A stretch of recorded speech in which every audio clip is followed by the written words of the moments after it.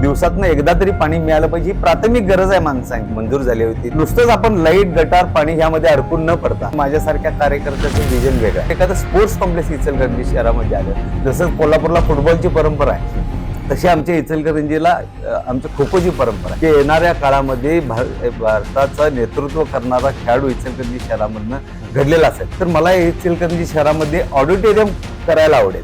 जग कुठं चाललंय हे जर दाखवलं तर निश्चितपणाने इचलकरंजी भारताच्या नकाशावर प्रथम क्रमांकावर असल्याचा ही जी तरुण दोन आम्हाला खासदार साहेब आणि आमदार साहेब मिळाले ती सकाळी 6 वाजल्यापासून जनतेमध्ये असतात. ते तरुण रक्ताचे आम्हाला आमदार आणि खासदार साहेब मिळाले.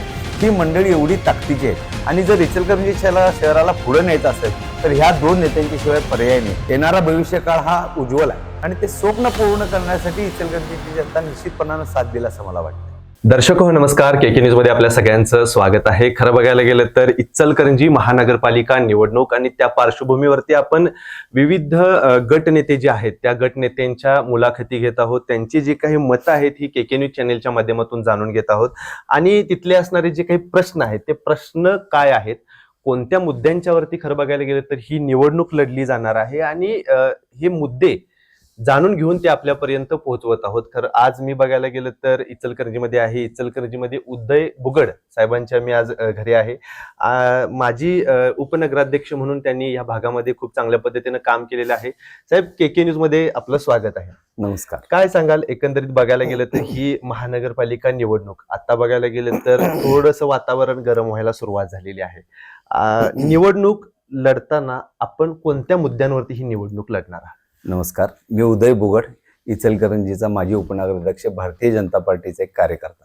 सगळ्यात पहिल्यांदा मी इचलकरंजी वासियांना त्याचबरोबर केके न्यूज चॅनलच्या सगळ्या दर्शकांना येणाऱ्या नवीन वर्षाच्या हार्दिक हार्दिक शुभेच्छा देतो. हे नूतन वर्ष आपल्याला सुखाचं, समाधानाचं, आनंदाचं, भरभराटीचं जावं हीच स्वामी समर्थांच्या चरणी प्रार्थना करतो. साहेब, इचलकरंजी महानगरपालिका ही इचलकरंजी महानगरपालिकेची निवडणूक ही महानगरपालिका म्हणून अस्तित्वात आल्यापासून पहिल्यांदा होत आहे. इचलकरंजी नगरपालिका ही अवर्ग नगरपालिका, राज्यातली श्रीमंत अशी आमची नगरपालिका आणि खासदार धैर्यशील माने असतील, त्यावेळी तत्कालीन आमदार माननीय प्रकाश अण्णा आवाडे साहेब असतील त्यांच्या माध्यमातून आणि आमचे नेते आदरणीय हळवणकर साहेब असतील, या सगळ्यांच्या माध्यमातून त्या इचलकरंजीला महानगरपालिकेचा दर्जा या ठिकाणी प्राप्त झाला आणि खऱ्या अर्थाने हे इचलकरंजी महानगरपालिका म्हणून पहिल्यांदा आम्ही निवडणुकीला या ठिकाणी भारतीय जनता पक्षाच्या वतीनं सगळेच या ठिकाणी असणारे कार्यकर्ते सामोरे जात आहोत. आणि ही निवडणूक खऱ्या अर्थानं विकासाच्या मुद्द्यावर आणि येणाऱ्या भविष्याच्या काळाच्या या तरुणांच्या त्याचबरोबर इचलकरंजीच्या सर्वांगीण विकासाच्या मुद्द्यावर भारतीय जनता पार्टीची सर्व नेते मंडळींनी निवडणूक लढवायचं या ठिकाणी ठरवलेलं आहे. बरेचसे बघायला गेले तर साहेब आता इथं प्रश्न आहेत. मग त्यामध्ये आता प्रामुख्याने जाणवणारे प्रश्न म्हटलं तर पाणी प्रश्न आहे, रस्त्यांचा प्रश्न आहे, ते झाल्यानंतर इथले काही गटारांचे कामं आहेत किंवा अजून विविध प्रश्न आहेत. म्हणजे मेनली बघायला गेलं तर दिसतोय पाणी प्रश्न, पण इतर प्रश्न सुद्धा अजून महानगरपालिका शहराच्या दृष्टिकोनातून महत्वाचे आहेत. तुम्ही निवडणूक लढवताना कोणत्या मुद्द्यांवरती म्हणजे कोणत्या प्रश्नांना समोर म्हणजे घेऊन जात आहे? खूप चांगला प्रश्न तुम्ही या ठिकाणी विचारलाय. निश्चितपणानं इचलकरंजी हे एक औद्योगिक नगर आहे. या ठिकाणी कामगार आणि मालक अशा विविध प्रकारचे लोक या ठिकाणी गुण्यागोविंदानं आजपर्यंत राहत आलेले आहेत आणि खऱ्या अर्थानं सामान्य माणसांच्या पासून मोठ्या माणसांच्यापर्यंत जेवढे आहेत त्या सगळ्यांचे प्रश्न या ठिकाणी या इचलकरंजीतल्या जनतेला, इचलकरंजीतल्या कार्यकर्त्यांना माहीत आहेत. या ठिकाणी आरोग्याचे प्रश्न आहेत, अनेक मूलभूत प्रश्न आहेत, सामान्य प्रश्न आहेत. गेल्या साधारण वर्षभरामध्ये राहुल आवाडे साहेबांच्या माध्यमातून आणि खासदार धैर्यशील माने साहेबांच्या माध्यमातून साधारणपणे 1100 कोटी रुपयांचा निधी या इचलकरंजी शहराला मिळालेला आहे. येणारा भविष्यकाळ हा उज्ज्वल आहे. आम्ही ही निवडणुकीला सामोरे जात असताना माझ्यासारख्या कार्यकर्त्याचं विजन वेगळं आहे. मी माझ्या प्रभागामध्ये माझ्या पत्नीसाठी इच्छुक म्हणून उमेदवारी मागितलेली आहे, परंतु माझ्यासारख्या कार्यकर्त्याला असं वाटतं रस्ते, पाणी, आरोग्य ह्या तर सुविधा पाहिजेतच पाहिजेत. ही आपल्या सामान्य माणसांची प्राथमिक गरज आहे. परंतु येणारा भविष्यकाळ जर भारतासारख्या देशाला, आज माझी मुलं सेमीकंडक्टर मध्ये काम करतात, त्या ठिकाणी अमेरिकेशी बोलतात, चायनाशी बोलतात, त्यावेळी आम्हाला प्रामुख्याने ही गोष्ट जाणवते की आज आपल्या खऱ्या अर्थानं शिक्षण क्षेत्रामध्ये भरीव काम करण्याची गरज आहे. माझ्यासारख्याला जर विचारलात तुम्ही तर माझं विजन असं असेल, माझ्या पत्नीचं जर या ठिकाणी विजन बघायचं वेळ आली तर असं असेल तर मला इचलकरंजी शहरामध्ये ऑडिटोरियम करायला आवडेल. बरं. आणि ऑडिटोरियम नुसतं ते ऑडिटोरियम असं नसेल की चायनामध्ये 5वीच्या विद्यार्थ्यांना काय शिकवलं जाते, अमेरिकेमध्ये 5वीच्या विद्यार्थ्यांना काय शिकवलं जाते, जपानमध्ये, दक्षिण कोरियामध्ये 5वीच्या विद्यार्थ्यांना काय शिकवलं जाते, ते आमच्या इथल्या इचलकरंजीतल्या मुलांना जर ते आम्ही दाखवलं आणि त्या पद्धतीने जर आपण एक रूट मॅप तयार केला आणि रोड मॅप तयार करून जर त्या पद्धतीनं आपण विद्यार्थी घडवायचा प्रयत्न केला तर निश्चितपणाने मी साहेब तुम्हाला सांगू इच्छितो, इचलकरंजीतला तरुण हा फार बुद्धिमान आहे. इचलकरंजीतला तरुण हा फार बुद्धिमान आहे. तो सगळ्या क्षेत्रात आज टेक्सटाईल क्षेत्रामध्ये चायनामध्ये आपला प्रचंड विस्तार, इचलकरंजीतल्या व्यवसायाचा प्रचंड मोठा विस्तार या ठिकाणी झालेला आहे. आणि हे मुलांना जर एक त्या ठिकाणी एक आपण रोडमॅप दिला, एक पाथ दाखवून दिला तर इचलकरंजीतला तरुण निश्चितपणानं मग ते एमपीएससी असेल, युपीएससी या माध्यमातून ह्या तरुणांना जर एक चांगली दिशा आपण या ठिकाणी दाखवली आणि जग कुठं चाललंय हे जर दाखवलं तर निश्चितपणाने इचलकरंजी भारताच्या नकाशावर प्रथम क्रमांकावर असल्याचा निश्चितपणानं येणाऱ्या काळ आपल्या येणाऱ्या 5-10 वर्षात झाल्याशिवाय राहणार नाही. आणि हेच माझं विजन आहे. खरं बघायला गेलं तर पहिला ही निवडणूक म्हणजे नगरपालिका होती. आता बघायला गेलं तर पहिल्यांदा महानगरपालिका लागलेली आहे. प्रशासक असताना नागरिकांना बरेचशे आव्हानं सामोरे जावे लागले. नगरसेवक झाल्यानंतर बरेचसे त्यांचे नागरिकांचे प्रश्न सुटतील अशी एक आशा नागरिकांची आहे. लोकांचे बरेचसे छोटे मोठे प्रश्न असतात. नगरसेवकांच्याकडून लोकांच्या काही मोठ्या अपेक्षा नसतात. पण 12 महिने 24 तास तो माणूस माझ्यासाठी उपलब्ध होऊ शकतो का, अशा पद्धतीची धारणा धरून लोक मतदान करत असतात. बरोबर. ह्या लोकांच्या धारणेला, ह्या लोकांच्या भावनेला आपण कशा पद्धतीने सामोरे जाणार किंवा पुढे आव्हान काय करताय की लोकांना, की याचं म्हणजे लोकांना कशा पद्धतीने विश्वास देऊ इच्छिता? आज भारतीय जनता पार्टीचं नेटवर्क या इचलकरंजी शहरामध्ये एवढं मजबूत आहे की आवाडे साहेब असतील, हळवणकर साहेब असतील, या सगळ्यांच्या माध्यमातून, धैर्यशील माने साहेब असतील, या सगळ्यांच्या माध्यमातून एवढं बूथ प्रमुखांच्या पासून या इचलकरंजी शहरामध्ये नेटवर्क आमचं भारतीय जनता पार्टीचं मजबूत आहे.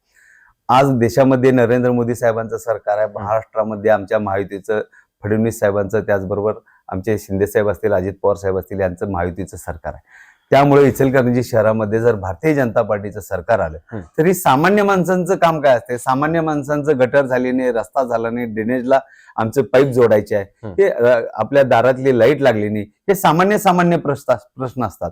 परंतु मला त्याही पुढे जाऊन सांगायचं आहे, हे सामान्य प्रश्न आमच्या नगरसेवकांच्याकडेच आल्यानंतर होतील असं नाही. तो सामान्य माणूस जरी नगरपालिकेत गेला तर तिथं त्या ठिकाणी काळजी घेणारे अधिकारी सुद्धा आमच्या इचलकरंजी महानगरपालिकेचे चांगले आहेत. परंतु याही पुढे जाऊन आपल्या इचलकरंजीतल्या तरुण मुलांचं, आमच्या इचलकरंजी हा स्पोर्ट्स, आमचा इचलकरंजी विभाग म्हणजे खो खो मध्ये अतिशय प्रसिद्ध असलेला विभाग आहे. इचलकरंजीतला तरुण खो खो, जसं कोल्हापूरला फुटबॉलची परंपरा आहे तशी आमच्या इचलकरंजीला आमच्या खो खोची परंपरा आहे. इचलकरंजीमध्ये एखादं स्पोर्ट्स कॉम्प्लेक्स होणं गरजेचं आहे. जर एखादं स्पोर्ट्स कॉम्प्लेक्स राहुल आवाडे साहेब असतील, आमचे धैर्यशील माने साहेब असतील, यांच्या माध्यमातून, भारतीय जनता पार्टीच्या माध्यमातून आदरणीय राज्याचे लाडके मुख्यमंत्री देवेंद्रभाई साहेब फडणवीस साहेब यांच्या माध्यमातून जर एखादं स्पोर्ट्स कॉम्प्लेक्स इचलकरंजी शहरामध्ये आलं तर निश्चितपणाने मी तुम्हाला सांगू इच्छितो की येणाऱ्या काळामध्ये भारताचं नेतृत्व करणारा खेळाडू इचलकरंजी शहरामधनं घडलेला असेल. आणि लोकांनी ह्या प्रश्नांच्या बरोबर हे सुद्धा प्रश्न उचलून धरले पाहिजेत असं माझं प्रामाणिकपणे मत आहे की नुसतंच आपण लाईट, गटार, पाणी ह्यामध्ये अडकून न पडता ही तर काळाचीच गरज आहे. एक दिवस आड किंवा किंबहुना माझ्यासारख्या कार्यकर्त्याला तर असं वाटतं की दिवसातनं एकदा तरी पाणी मिळालं पाहिजे, ही प्राथमिक गरज आहे माणसांची. परंतु त्याचबरोबर येणारी पिढी, उद्याचा भविष्यकाळ हा उज्ज्वल होण्यासाठी मग ते ऑडिटोरियम असेल किंवा स्पोर्ट्स कॉम्प्लेक्स असेल, या माध्यमातून इचलकरंजी शहराचा विकास होण्यासाठी ह्या सगळ्या, आज आमचे खासदार साहेब असतील, आमदार साहेब असतील, ही दोघं तरुण आहेत. तरुण रक्ताचे आम्हाला आमदार आणि खासदार साहेब मिळालेत आणि त्यांच्या पाठीवर आमचे हळवणकर साहेब असतील, प्रकाश नावाडे असतील, ही मार्गदर्शक मंडळी अतिशय चांगले आहेत. आमच्या निवेदिता मानेवहिनी असतील, ही मार्गदर्शन करणारी मंडळी आहेत. त्यामुळे इचलकरंजीचं भविष्य उज्ज्वल आहे आणि त्यासाठी इचलकरंजीच्या जनतेला माझं विनम्र आव्हान आहे की येणाऱ्या काळासाठी, ह्या तरुणांच्यासाठी, आपली पिढी तर आता या ठिकाणी आपण आता 50च्या पुढे आहोत, पण येणारी पिढी, आज जी पोरं 7-8 वर्षाची म्हणून काम करतात, शाळेत जातात, त्यांचं भविष्य उज्ज्वल होण्यासाठी आणि ह्यासाठी, ह्या मुलांना घडवण्यासाठी आपल्याला भारतीय जनता पार्टीची खऱ्या अर्थानं आज गरज आहे. मागच्या निवडणुकीला बघायला गेलं तर लोकसभेला भारतीय जनता पार्टीवरती असेल किंवा महायुतीवरती असेल लोकांनी इथला विश्वास दाखवला. विधानसभेला देखील त्याच पद्धतीने त्याची पुनरावृत्ती झाली. आता ह्या म्हणजे महानगरपालिका निवडणुकीमध्ये तुमचा काय म्हणजे तुम्हाला काय वाटतं, काय इथं चित्र असू शकतं? आवाडी कुटुंब जे आहेत, राहुल आवाडी इथले आमदार आहेत, ते कशा पद्धतीने इथं काम करतात, त्यांच्या कामाची स्ट्रॅटेजी काय आहे आणि लोक कशा पद्धतीनं त्यांच्यावरती विश्वास दाखवतील? अतिशय चांगला प्रश्न आहे. या ठिकाणी राहुल आवाडे साहेब असतील, आमचे खासदार धैर्यशील माने साहेब असतील आणि ह्यांना मार्गदर्शन करणारे आमचे हळवणकर साहेब असतील आणि प्रकाश आवाडे साहेब असतील, ही मंडळी एवढी ताकदीची आहेत की ही जी तरुण दोन आम्हाला खासदार साहेब आणि आमदार साहेब मिळाले, ती सकाळी 6 वाजल्यापासून जनतेमध्ये असतात. राहुल आवाडे साहेबांनी आताच मी मगाशी आपल्याला सांगितल्या पद्धतीनं आताच माझ्या दारातला 12 कोटी रुपयाचा रस्ता मंजूर केलाय, परंतु त्या ठिकाणी ते पाईपलाईन जी घातलेली आहे ती चोकअप होऊ नये म्हणून तो रस्त्याचं उद्घाटन अजून थांबलेलं आहे. म्हणजे अशा पद्धतीचं काम इचलकरंजीला एक डोळ्यासमोर मॉडेल सिटी ठेवून ही काम करणारी मंडळी आहेत आणि ह्या मंडळींच्या पाठीमागे राहण्यासाठी इचलकरंजीच्या जनतेनं भारतीय जनता पार्टीला साथ देण्याची ठरवलेली आहे. कारण विधानसभेच्या निवडणुकीमध्ये असेल किंवा लोकसभेच्या निवडणुकीमध्ये असेल, लोकसभेच्या निवडणुकीमध्ये 39,000 मतांचं मताधिक्य या ठिकाणी आमचे खासदार साहेबांना मिळालं होतं. आत्ताच्या निवडणुकीमध्ये विधानसभेच्या निवडणुकीमध्ये 60,000 मताचं मताधिक्य या ठिकाणी इचलकरंजीच्या जनतेने दिलं होतं. इचलकरंजीतली तरुणाई आज सगळी ही या दोन नेत्यांच्या पाठीमागे आणि ह्या दोन ज्येष्ठ आमचे जे मार्गदर्शक आहेत त्या हळवणकर साहेब असतील, आवाडे साहेब असतील, यांच्या पाठीमागे ताकदीनं उभे आहे. आता खरी गरज आहे ती इचलकरंजी शहराला पुढे नेण्याची आणि जर इचलकरंजी शहराला पुढे न्यायचं असेल तर ह्या दोन नेत्यांच्या शिवाय पर्याय नाही असं माझ्यासारख्या प्रामाणिक कार्यकर्त्याला वाटतं. माझा साहेब फक्त शेवटचा प्रश्न, ज्या पद्धतीनं आपण मगाशी बोलताना म्हटलात की देशात सरकार जे आहे, राज्यात सरकार जे आहे, तेच सरकार ह्या शहरात जर का आलं तर खूप चांगल्या पद्धतीने तर डेव्हलपमेंट होऊ शकते, लोक या ह्याच्यावरती विश्वास दाखवतील का? तुमचा काय? अगदी 100% विश्वास दाखवतील. कारण लोकांनी पाहिलंय गेल्या वर्षभराच्या कालावधीमध्ये मोठा निधी इचलकरंजी शहराला मिळालाय आणि जर भारतीय जनता पार्टीचं इथं आम्हाला पहिला महापौर करायची संधी मिळाली किंवा महायुतीचा महापौर करायची संधी मिळाली तर आवाडे साहेबांच्या माध्यमातून असेल किंवा खासदार धैर्यशील माने साहेबांच्या माध्यमातून असेल, मोठा भरीव निधी येणाऱ्या 5 वर्षामध्ये मोठा भरीव निधी आणण्याचं त्यांचं स्वप्न आहे आणि ते स्वप्न पूर्ण करण्यासाठी इचलकरंजीची जनता निश्चितपणानं साथ देईल असं मला वाटतं. निश्चितच खरं बघायला गेलं तर आज आपण इचलकरंजीमध्ये आहे. केके न्यूज चॅनेलच्या माध्यमातून आपण वेगवेगळे जे काही गटनेते आहेत त्या गटनेत्यांच्या मुलाखती घेत आहोत. त्यांच्या माध्यमातून त्यांनी केलेली कामं, त्यांचा असणारा ह्या महानगरपालिका निवडणुकीमधील पुढचं व्हिजन हे जाणून घेण्याचा प्रयत्न करत आहोत आणि आज आपण उदय बुगट साहेबांच्या सोबत चर्चा केलेली आहे.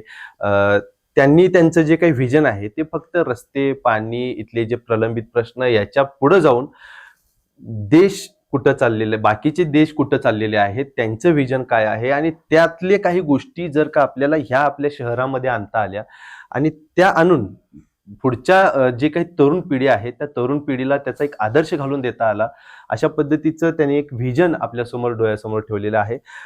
केके न्यूज चॅनेलच्या माध्यमातून आपण विविध अपडेट्स ज्या काही या महानगरपालिका निवडणुकीच्या आहेत त्या आपल्यापर्यंत देत राहणारच आहोत. तुर्तास तरी आपण चॅनेलला अजून सबस्क्राईब केलं नसेल तरी सबस्क्राईब करा. या मुलाखतीसह मी इथं थांबतो. केके न्यूज चॅनेलसाठी कॅमेरामन सचिन वारीकर यांच्यासह मी अभिजित. धन्यवाद.